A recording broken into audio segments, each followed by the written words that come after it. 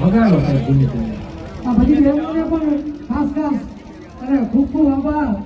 એમના ઘરના કામ મૂકીને આજે 2 દિવસની કડીવાર પાછળ બધા માનવ વ્યવસ્થાનો ભાગ છે. આ તમામ બહેનો રાજકોટના ઇતિહાસમાં પહેલી વખત આવડી મોટી જંગી મહિલા કમિટી કોઈની કાંઈ હોતી આ સમસ્યાઓ સમાજ તરીકે બેઠક છે. આજના દિવસ સુધી આવડી મોટી કમિટી મહિલા કોઈ પાસે નથી. સમસ્યાઓ સમાજ તરીકે બેઠક